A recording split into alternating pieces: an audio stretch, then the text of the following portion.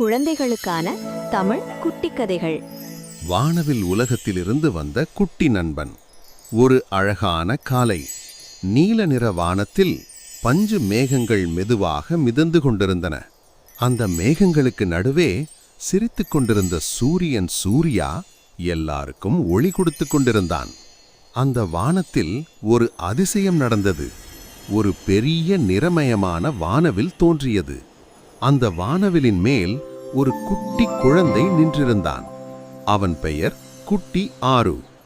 ஆரு மிகவும் நல்ல மனசு கொண்டவன். எப்போதும் எல்லாரும் சந்தோஷமாயிருக்கணும்னு நினைப்பவன். வானவில் உலகம். ஆரு வாழ்ந்தது வானவில் உலகம். அங்கையெல்லாம் நிறங்கள் பேசும், மேகங்கள் பாடும், சூரியன் சிரிக்கும். ஆனா அந்த நாள் வானவில் உலகம் கொஞ்சம் சோகமாயிருந்தது. சோகமான மேகங்கள்.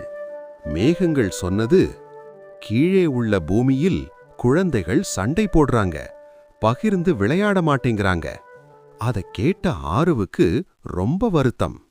அவன் சூர்யாவை பார்த்து சொன்னான், நான் பூமிக்கு போய் குழந்தைகளுக்கு நல்ல பழக்கம் சொல்லணும்.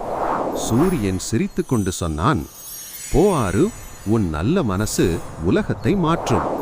அவனுக்கு ஒரு ஒளி துளி கொடுத்து அனுப்பினான். பூமிக்கு வந்த ஆரு. ஆரு வானவிலிருந்து பூமிக்கு துள்ளி வந்தான். ஒரு கிராமத்தில் சில குழந்தைகள் விளையாடிக்கிட்டு சண்டை போட்டுக்கிட்டு இருந்தாங்க.